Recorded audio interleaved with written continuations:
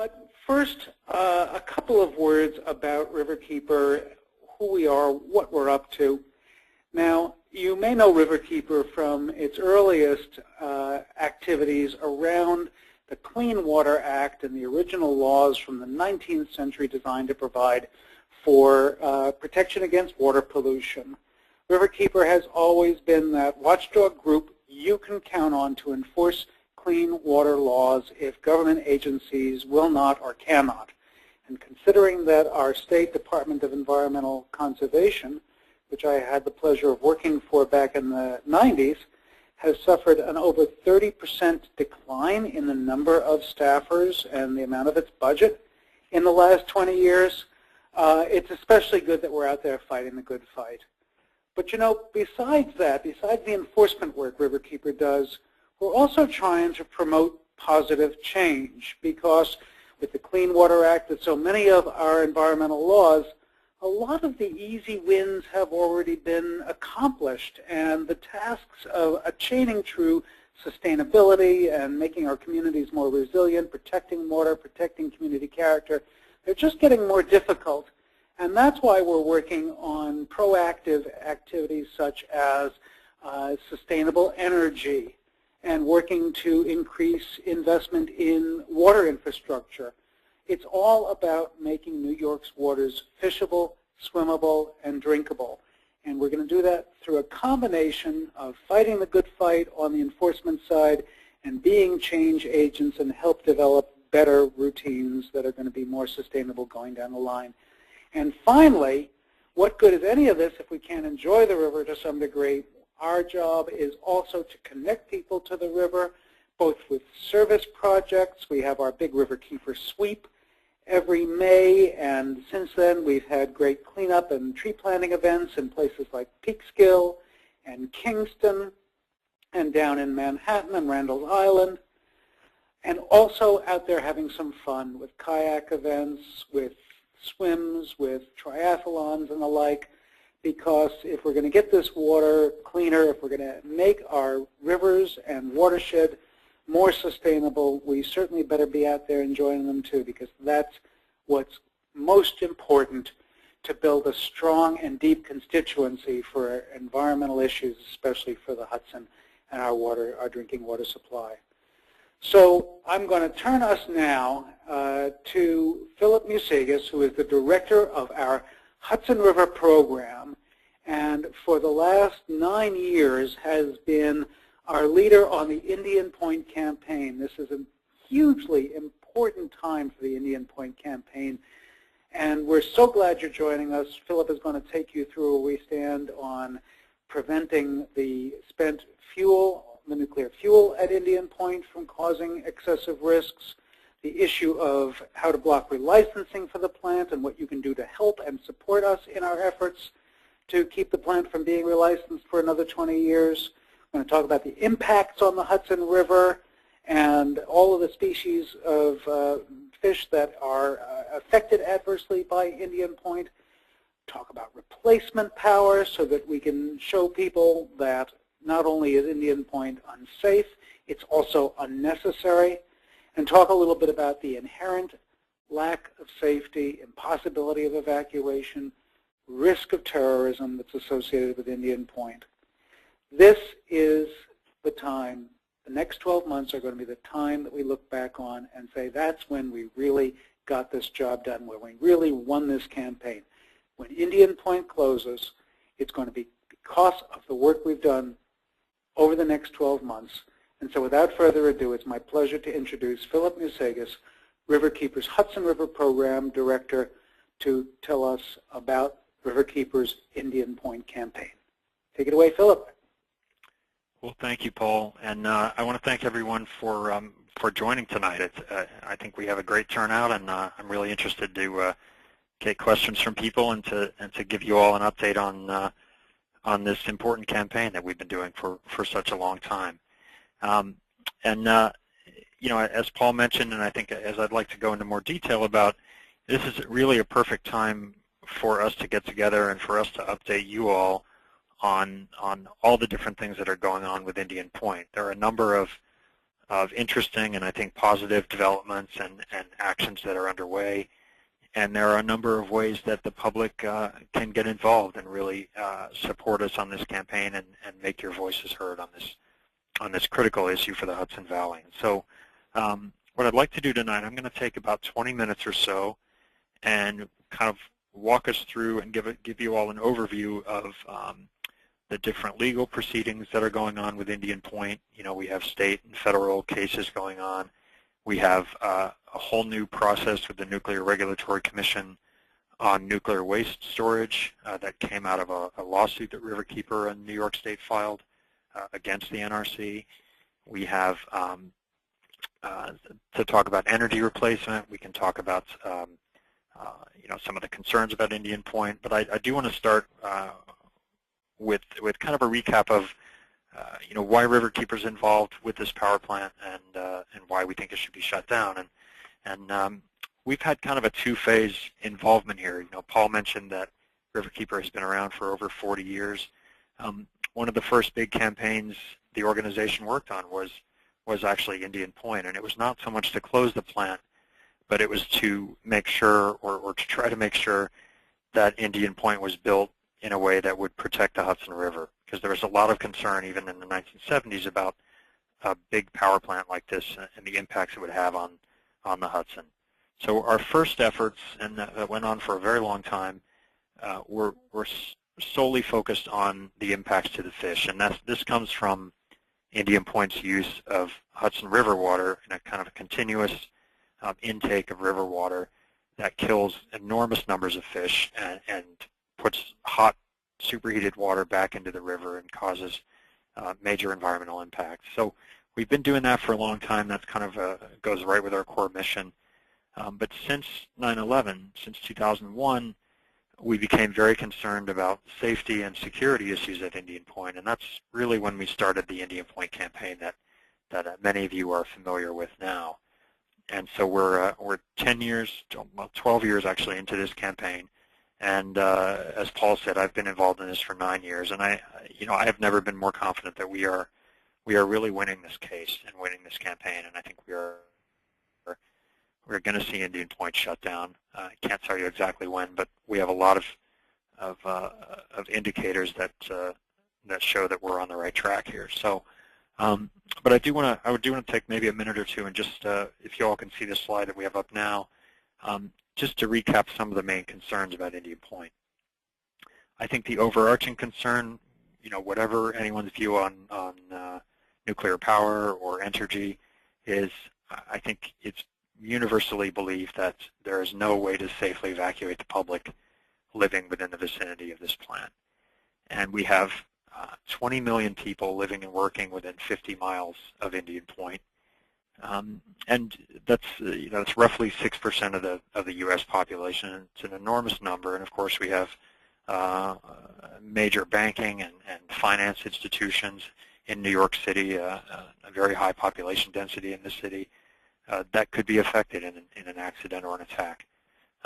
So you know, we've had repeated studies, one in 2003 and studies since then, after Hurricane Katrina, after the other hurricanes, after Superstorm Sandy. We've had Fukushima. All kinds of evidence has been accumulating that the evacuation plan for Indian Point will not work.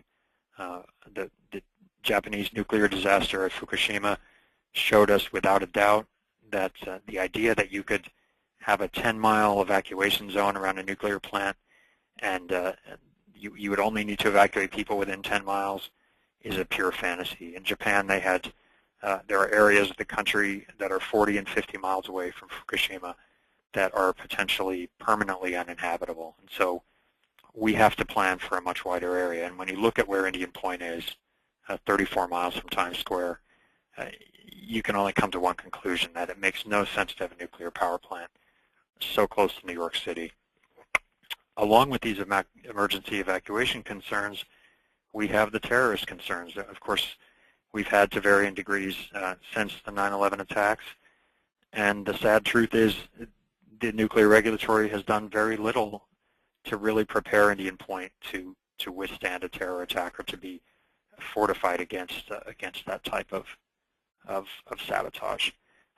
There are no waterfront defenses on the Hudson River really to speak of.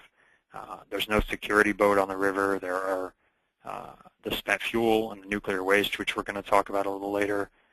That is still located, most of it, in essentially unprotected and unhardened industrial buildings that are right next to the reactors, and not inside those hardened containment domes that you see in the photo on the slide in front of you. They're basically in basic industrial buildings, and so the spent fuel is vulnerable to attack. The reactors are vulnerable to attack, and we have repeatedly, and I think the New York State has repeatedly raised concerns about this to almost no avail. We've had a very difficult time challenging this, but it is, the emergency planning and the security concerns are really the most urgent and primary reasons why Indian Point should be shut down. And when you look at the plant's history, you can see again why it makes no sense to keep it operating. Indian Point over the last 10 years has had the highest number of violations of any nuclear plant in the U.S., period, by a long shot. Indian Point had 380 violations over the last 10 years. The closest plant, I think, in the U.S., which was a plant in the middle of Nebraska somewhere, had a little bit over 300. Most of the other plants in the country, anywhere from under 100 to 100, 150. So we have a plant 34 miles from New York City that has almost double the number of violations that were found by the NRC of any plant in the country, and it's still running. So that's it's something to keep in mind when you think about the safety risks and the concerns about Indian Point. I mentioned a little bit the impacts on the Hudson River. Indian Point kills over 1 billion fish and other types of aquatic life every year. It's been doing that every year for nearly 40 years now. Riverkeeper commissioned a study back in 2008 that looked at data from the river, scientific monitoring from the river that was conducted by the power plant companies. And that data shows that 10 out of the 13 of the most important fish species in the river are in long-term decline. And Indian Point is not the sole source of that decline, but it is a major contributor to that impact. So we're seeing major long-term impacts on the Hudson River ecosystem from this one power plant. We also have the long-term concern that will outlive Indian Point's operation of what to do with the nuclear waste at the plant. Just as some of you, I'm sure, know this, and some of you may not, but spent nuclear fuel, which is basically the leftover fuel from the reactors, it's when they activate the fuel in the reactors, it's good for about 2 years, and after that it has to be taken out and generally stored underwater for the first few years. It's extremely radioactive and very, very hot temperature-wise. And this nuclear fuel essentially stays highly radioactive for about 250,000 years. So we're talking about spans of time that we have to safely find a way to store this material that really really stagger the imagination. Human history and human civilization is at the most about 8,000 years old, if that. So when you think about 250,000 years of storing toxic material, it's a daunting task, and unfortunately the NRC is not up to it, nor is the federal government. There's been a failure to come to a decision on how to take all the waste from nuclear plants around the country and store it properly, and the end result has been, because of this failure, all the nuclear waste that Indian Point has ever produced is still at that site on the Hudson River. And so what's happened as this plant's been operating is we've essentially created, and we've allowed to have created, an enormous toxic waste dump in the middle of the Hudson Valley in Westchester County, right on the Hudson River, one of the most important rivers in the U.S. And it's disgraceful, and it's a failure of Congress, it's a failure of the Nuclear Regulatory Commission, and what we have to do, and I'll talk about the proceeding that's going on, and there's a very important public meeting on October 30th that I'm going to encourage all of you to go to. But what the public has to do, and what Riverkeeper is intent on doing, is, we can't probably solve the ultimate solution of what we're going to do with this waste. in the long term. What we can do is make sure that the NRC is forced and that Entergy is forced to store the waste as safely a manner as possible. And one thing that we have to really consider is for Indian Point and for plants around the country is the best way to manage this problem is to stop making more waste. If you can't store the waste that's created by nuclear power, they should not continue to relicense and to license new nuclear power plants. So that's I'll get into that a little bit more later on, but I just want to lay these big issues out there for people so that you can see what our main concerns are at Riverkeeper and some of the key issues that are at play right now in these proceedings. We're just going to go through. We have about 7 slides here, but this is kind of a little overview. We're going to talk about something called the Coastal Consistency Certification, which is a very important state permit in New York State that Indian Point needs to be able to get relicensed from the NRC. That review is underway now, and there's this is the second date. It's actually the same date, so it's easy to remember. October 30th again. That's the deadline for the public to file comments on this coastal certification, which I'll talk about in more detail in a minute or so. Then I'm going to give you a brief update on the Nuclear Regulatory Commission relicensing. That case has been going on since 2007. Then we're going to talk briefly about the New York State DEC permits. These are the 2 water permits that, again, one of those has been underway for about 10 years. The second one has been since 2010. And the second permit, which is called a 401 certification, is a critical permit because that's the second area where the state of New York has veto authority over Indian Point's relicensing. The first is this coastal certification. The second is this 401 permit. Then we're going to leave the law for a little bit, and we're going to go and talk very briefly about energy replacement and the status of that. We've fought this public debate for a very long time with Entergy on one side saying there's no way to replace Indian Point's power, and I think at one point Entergy used to say they supplied 40% of New York City's power, which is absolutely ludicrous. Now they keep trying to say they supply 25%, which is not accurate either. But we've really turned the corner on energy replacement, and I'll talk a little bit more about that in a minute. We're also going to talk a little more on the waste confidence, which is a strange term, and it's a term that the NRC uses to refer to the nuclear waste problem that I talked about just a minute ago. And then we've got some suggested ways that you all can get involved and some reminders for you all to come to public meetings, to file comments, other grassroots actions you can take. And then I want to make sure we'll leave time for a Q&A session after that.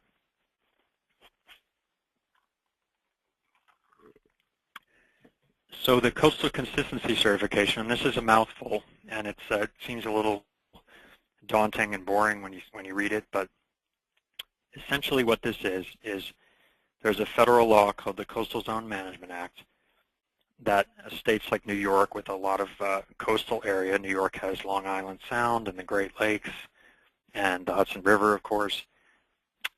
States like this have a program under this federal law where they have to manage environmental impacts in the coastal zone and their waterfront areas. And anytime there's a major project like the relicensing of Indian Point, for example, then that project has to get approval from the state, which is called a consistency certification, and the project has to be found to comply with this whole set of coastal policies, which are essentially a very broad list of and a very simple list of environmental policies. Some of them have to do with making sure that endangered species and habitats along the river are protected, to make sure that pollution is not being dumped in the river, to make sure that hazardous waste, like nuclear waste, for example, is not stored along the sides of the river or in areas where it can leak into the river and pollute it. So they're what you would expect, very basic coastal policies that are designed to preserve and protect the coastal area of New York State. Indian Point has applied to get this certification, and the public comment period is open now. It's open until October 30th. And when you look at Indian Point's operation, of course, Riverkeeper believes very strongly that there is no way that Indian Point complies with these requirements. And so you can see on the slide, it's the fish impacts that I mentioned before certainly run afoul of this requirement. The Indian Point's spent fuel pools, at least 2 of the pools in the past 10 years have leaked radioactive water into the Hudson and into the groundwater on the site. So that there are these enormous plumes of contaminated groundwater at Indian Point that are slowly leaching into the Hudson River. This is clearly a violation of this requirement. So we have more information on this on our website. We really encourage people, even if it's a quick letter, you can get some ideas off of our website about what to say, but essentially we want people to weigh in if you can, and to tell the New York State Department of State Indian Point is not consistent. Indian Point doesn't comply with these requirements, and this should be denied. And we'll have more information on that on our website, as I said. And I'm happy to answer questions about that. The Nuclear Regulatory Commission license, what we call the relicensing or the license renewal proceeding, that's a very big case, a very complex case that we've been involved in for the past 6 years, a little over 6 years. Entergy applied to get its license renewed in 2007. Now keep in mind, Indian Point's reactors, under their current license, one of them has actually already expired. Indian Point 2's license expired on September 28th of this year, a couple of weeks ago, and Indian Point 3's license expires in 2015. Now Entergy is allowed to keep operating under their old licenses until this litigation and this challenges to their relicensing are resolved, basically until there's a decision made, which we're trying to keep the process moving forward. And Riverkeeper and New York State and Clearwater all successfully filed legal and factual challenges, basically opposing the relicensing. And we've been granted a hearing on a number of issues. We have over 15 safety and environmental issues.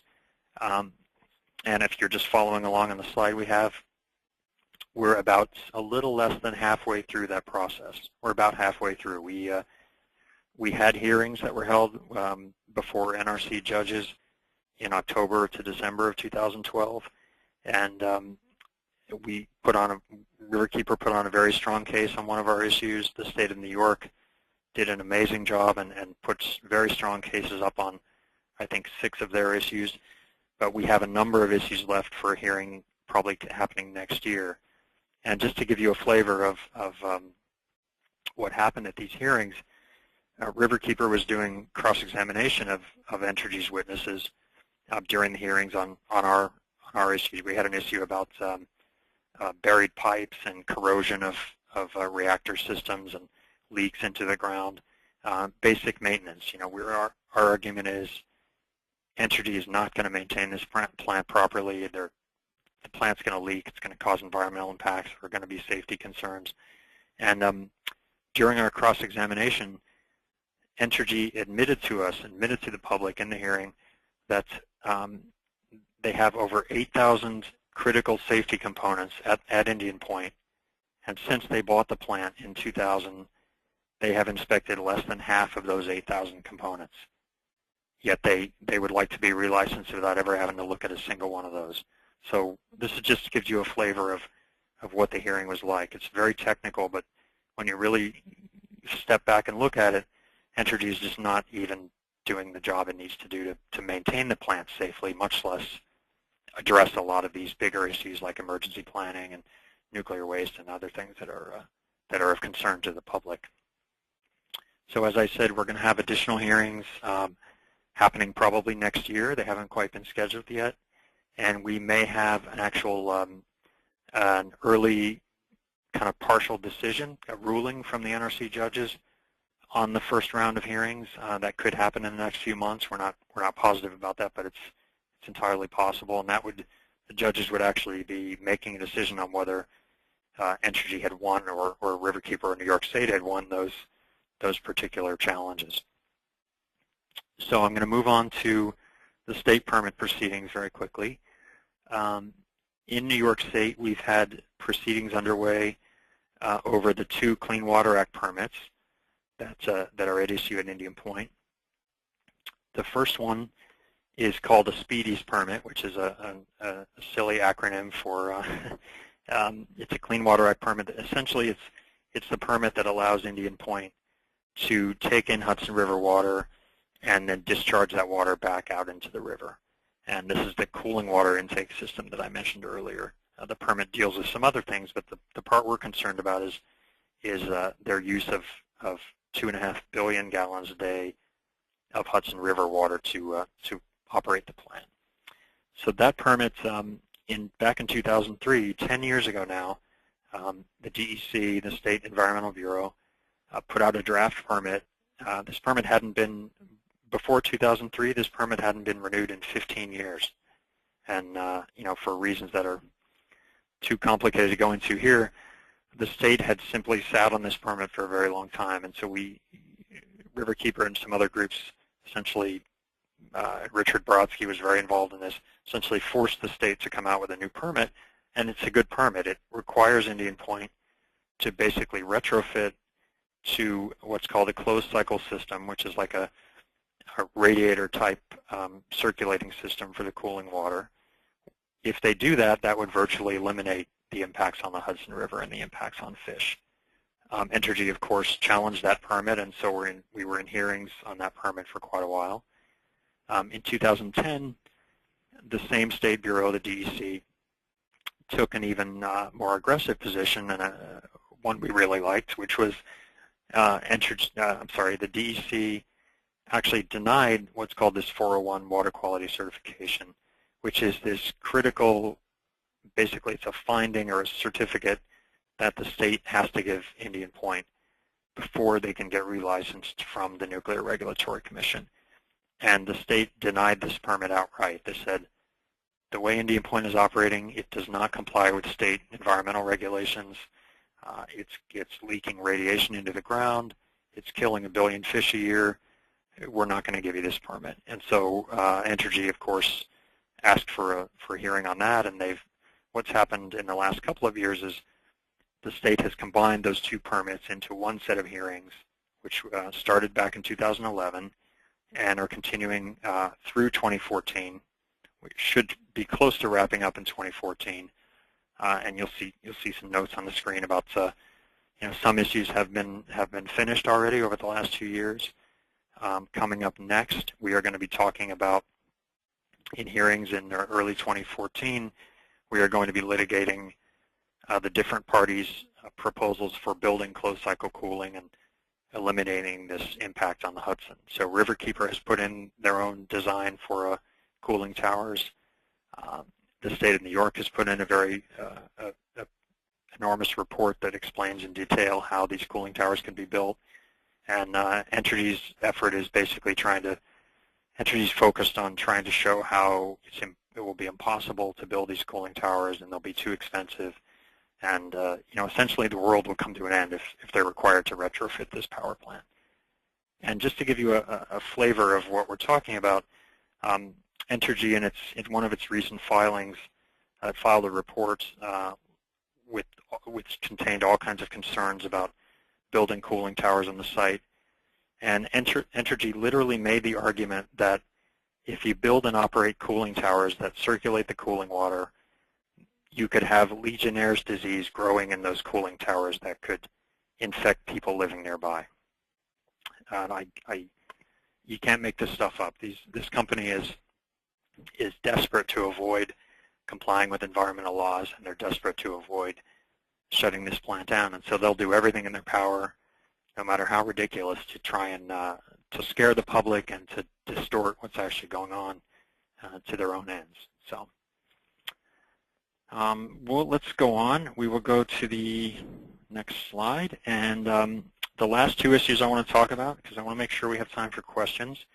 The first one is energy replacement, which is last but certainly not least. It's in the larger debate, it's certainly probably the most important issue here. Indian Point puts out about 2,000 megawatts, and it's a very large baseload power plant. But what Riverkeeper has done and what New York State in particular has done in the last few years is to make a concerted effort to put plans in place and to permit new transmission projects, more renewable energy. Basically, the state has, under Governor Cuomo's guidance, has really put together a whole campaign and a whole policy effort to make sure that Indian Point's power can be replaced. And the latest example of that is this New York State contingency plan, which it started about a year ago. New York State and the Public Service Commission in New York essentially ordered Con Edison and the New York Power Authority to develop a plan, what they call a contingency plan, for how they would replace Indian Point's power as soon as the summer of 2016.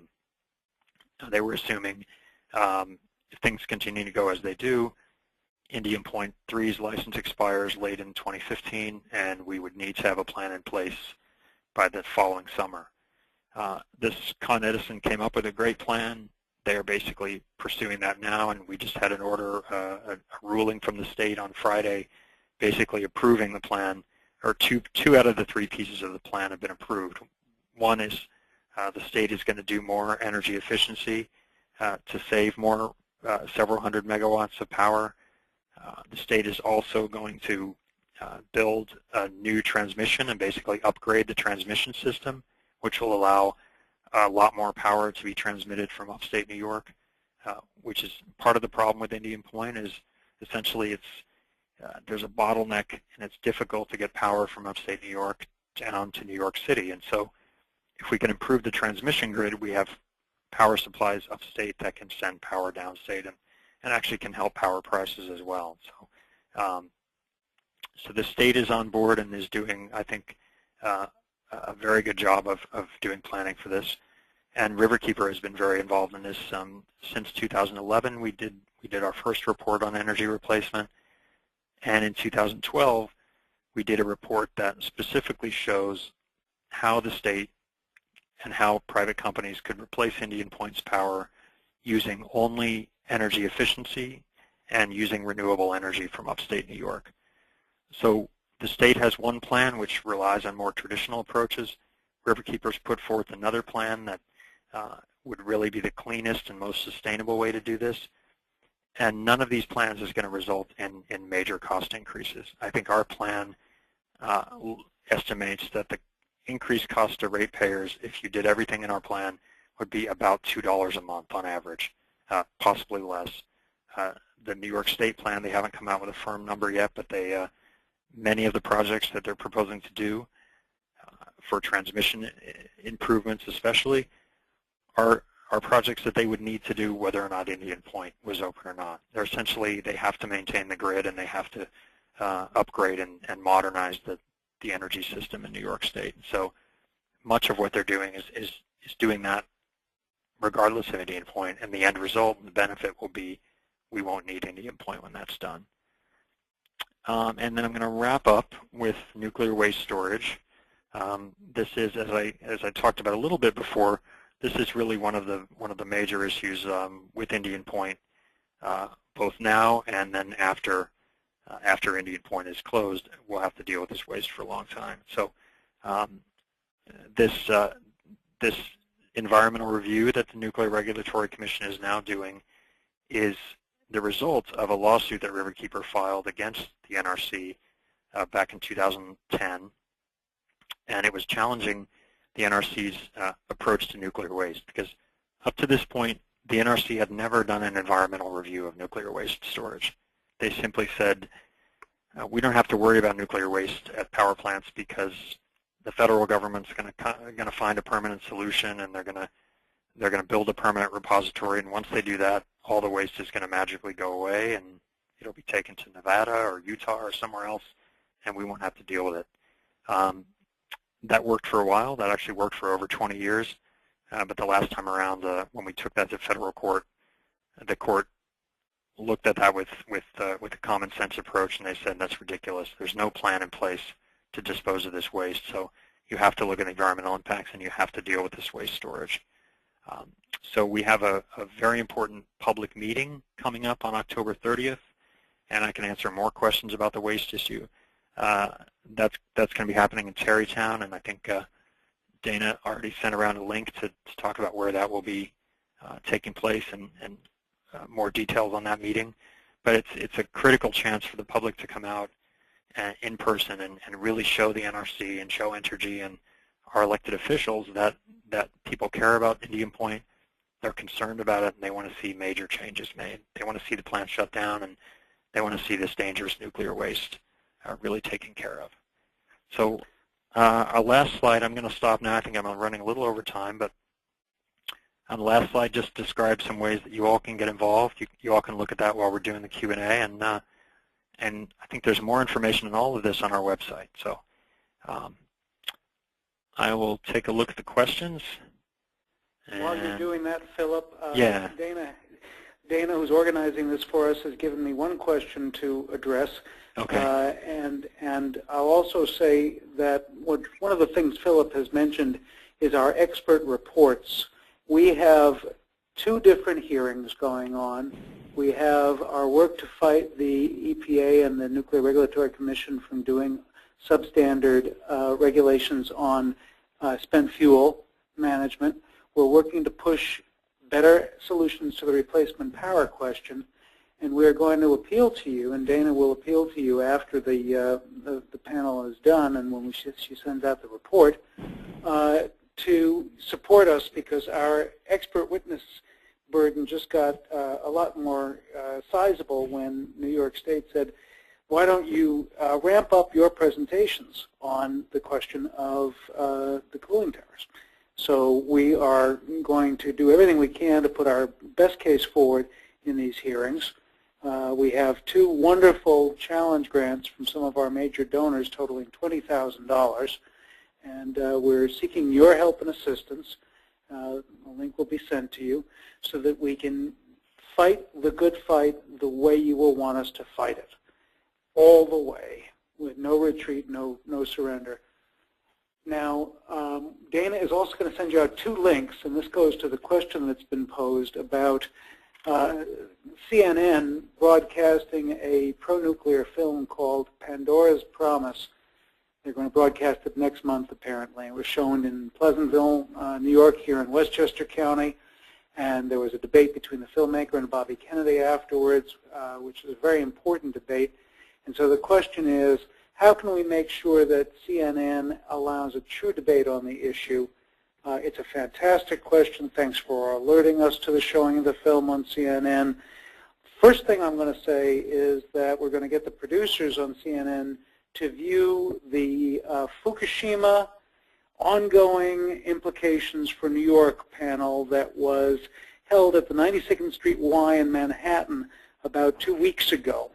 37,000 people have already watched this important panel discussion online featuring Ralph Nader, former Japanese Prime Minister Naoto Kan, former Nuclear Regulatory Commission Chairman Greg Yachko, Peter Bradford, Arnie Gunderson, and I had the great honor of being the moderator for that panel. Since the panel was broadcast, Ralph Nader has published an excellent piece on nuclear power and Indian Point specifically on Huffington Post. We're going to get all this information to the producers, and we're going to get myself or Bobby or Mr. Nader to be part of the program if they will have us. And if they won't have us, we'll make us think about it in one of our media outlets. So it's a good question.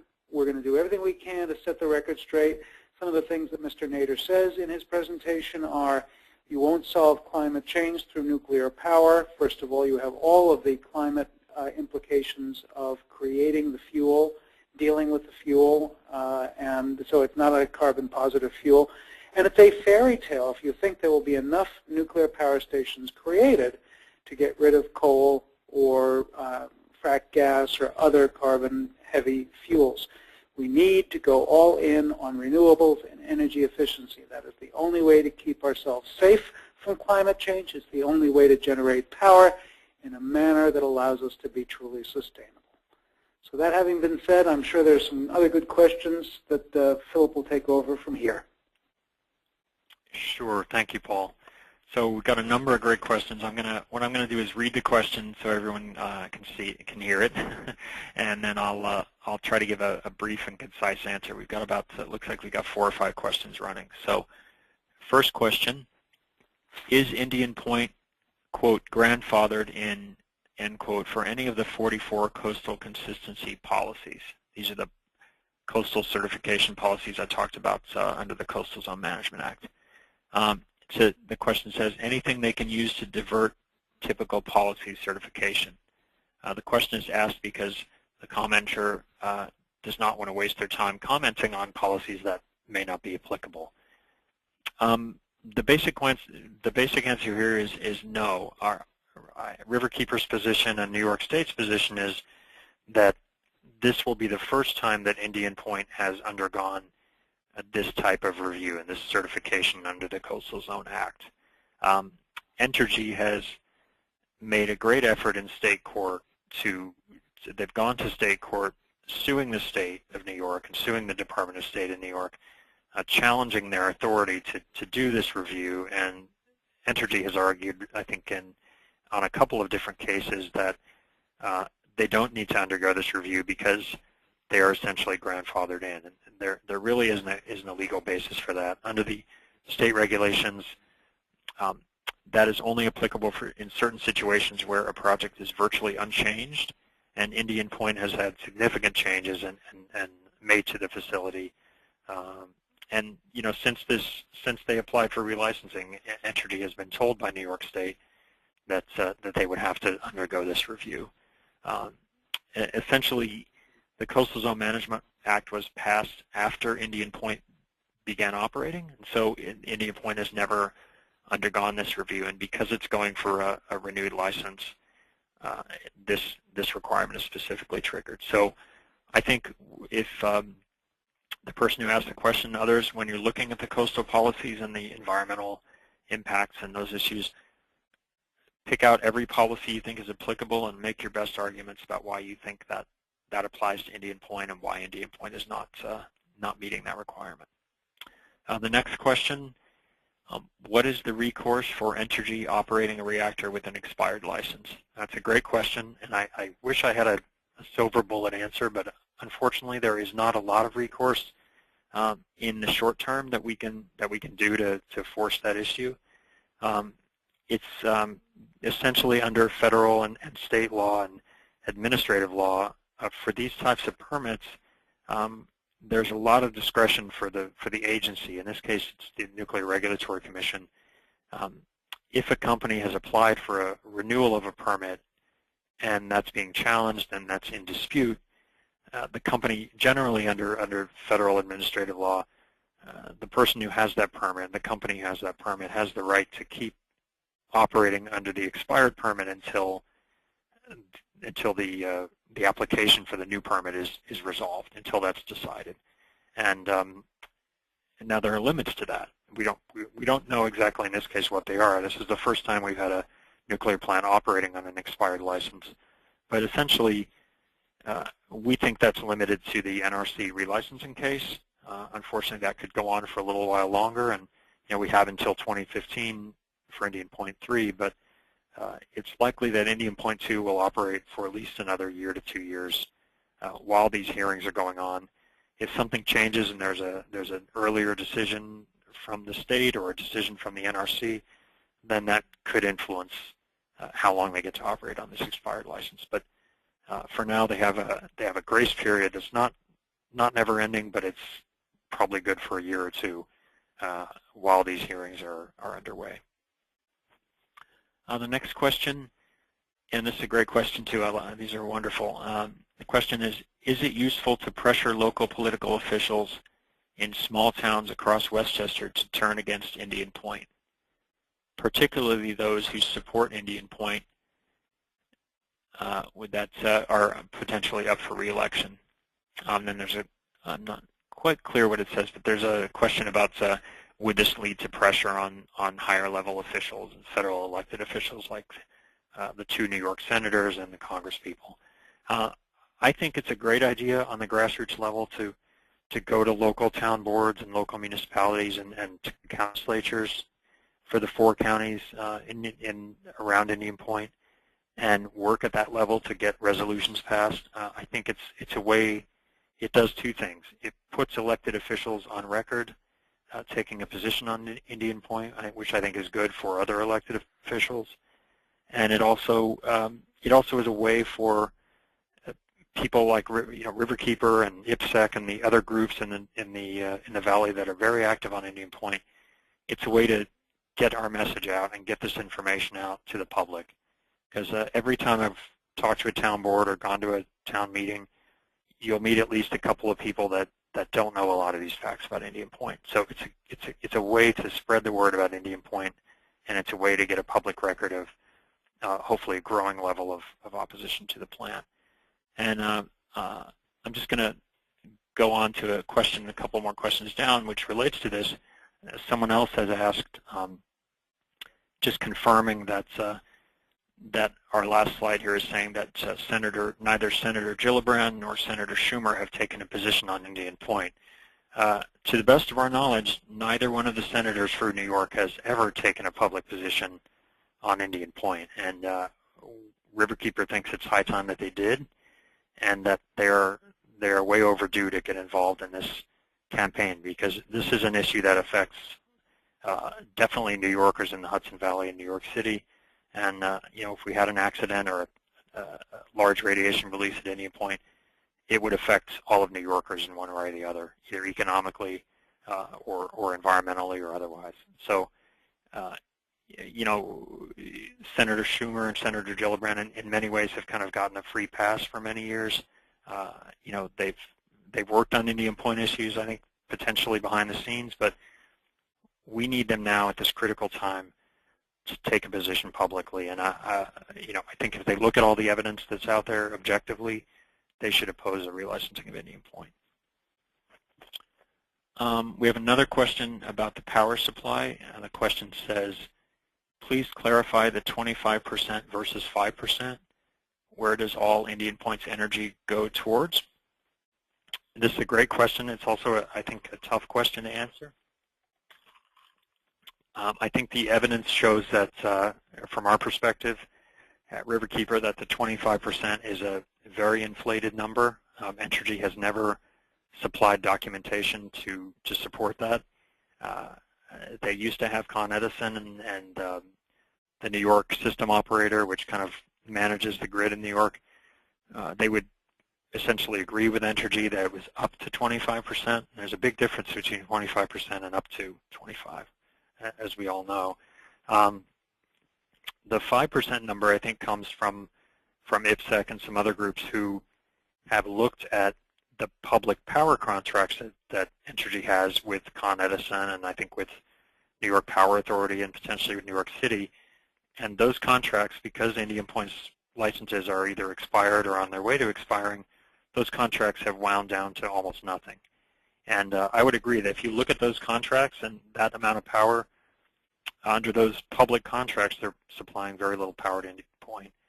One thing I'm not sure of, and other people may have the answer to this, that Entergy may have other private contracts that they haven't disclosed with other customers in New York City or other customers in the region that they're not sharing with the public. And so we know that less and less of their power is going to Con Edison and going to New York City itself.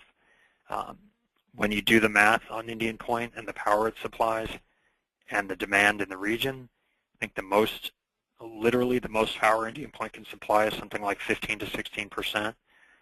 So it's a tough question to answer, but I'm absolutely sure that the 25% is an exaggerated number. I can't speak to the 5%. I just don't think, from our perspective, there's not enough information to say that Indian Point is supplying only 5%. And I believe, I'm just going to look at the question list here.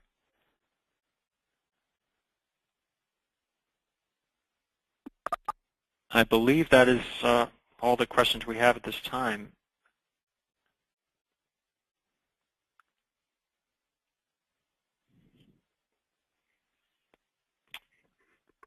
Okay. we have a new question. Oh, I'm sorry. We have a couple new questions. Several. Okay, we have a bunch of new questions. Okay, let's work through these. My apologies. The next question is, how many miles from the Japan nuclear power plant were evacuated? I assume they mean during the nuclear emergency in Japan. And it asks whether it was 50 miles. What happened in Japan is, to my knowledge, is that the Japanese government evacuated people from around the reactors, approximately, roughly about 20 miles or so, in a 20-mile zone. The U.S. government advised U.S. citizens living in Japan to evacuate at least 50 miles away from the Fukushima reactors, and that was on the recommendation of the Nuclear Regulatory Commission and Chairman Yatsuko at the time, and there was a striking admission by the NRC, because the NRC in the United States has held for a long time that a 10-mile evacuation zone is all you need to plan for, because you're never going to have a nuclear disaster that reaches beyond 10 miles. And for Indian Point and for pretty much every other reactor in the country, they only plan for a 10-mile emergency. And as I mentioned before, at Fukushima they had very high levels of radiation going out much, much further than that, 40 to 50 miles. So Japan, tragically, they have areas of the country that are heavily polluted and are far away from the plant. And at the time of the evacuation, they had people evacuating to those areas where the heaviest fallout was actually, the plume was being carried by the wind and was falling onto people who were evacuating, thinking they were going to a safe area, and they were going under the plume. And so these types of decisions and these kind of catastrophes have major impacts and terrible impacts on the public. The next question asks about hot water used by Entergy. Can the hot water be used for heating local businesses or residential buildings, even one building? That's a great question. The way the plant is built right now, I don't believe that's possible. I know there are power plants in New York City that are very old design that basically create steam and then essentially pipe steam into buildings and public areas, and actually use that to heat and cool buildings. Indian Point has essentially a very simple system where they suck in water from the Hudson River. They circulate that water through part of the plant systems to keep them cool, and then that same water is discharged straight back out. So it's a continuous kind of 24-hour-a-day loop where the water's sucked in, runs through the systems, and is dumped back out again. I don't know if that could actually be modified, but when it comes to Indian Point's cooling system, our major concern with the plant is we're very concerned about the thermal discharge, the hot water that you're asking about. But we're even more concerned about the intake of water, because a lot of the impact to the fisheries and to the Hudson River, the life in the river, comes when that water is sucked in. And that's when small fish and fish eggs are drawn through the plant and are destroyed, and that's when larger fish are actually pinned against the intake screens and are injured or killed, and causes a lot of damage to the ecosystem. Let's see. We've got another question. What about the impact that pressure on Indian Point has on encouraging entrepreneurial and institutional investment in renewable energy? Is that point being made to support the economics of the cause? I think we have. That's a great question. Again, these are all wonderful questions. I think we have, through our energy replacement reports, especially this second report, I think really does a good job, and the report's on our website for anyone to take a look at. It does a great job of talking about how New York State could improve their policies and make renewable energy even more attractive to investors. So I think we have that in our campaign reports and our materials. We certainly could do I think a better job of kind of promoting solutions like that. But I think that's a great question, and that information is out there. And I think what we're starting to see, even along with the state efforts to set up roadmaps to replace the Indian Point, we're seeing private companies come in and they're proposing new transmission lines, they're proposing new power plants, new renewable installations.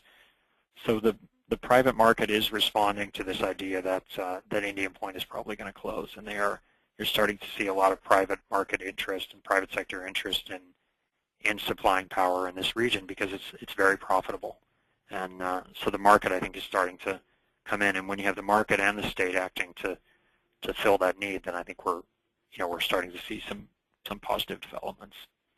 You know, Philip, I see that it's just turned 8 o'clock, and I think that last answer by you might be a super place to pivot towards closing out. Right. Okay. Obviously, we can take some more questions offline. Dana will help get the questions to us. We'll get additional questions answered on our social networks and the like.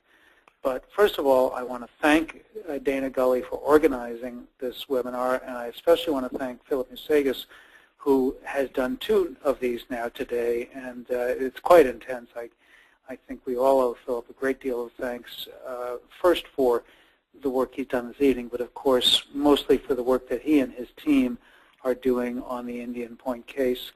So we've established that Indian Point is the nation's biggest violator of basic nuke plant safety regulations. It's vulnerable to terrorism and completely without a workable evacuation plan.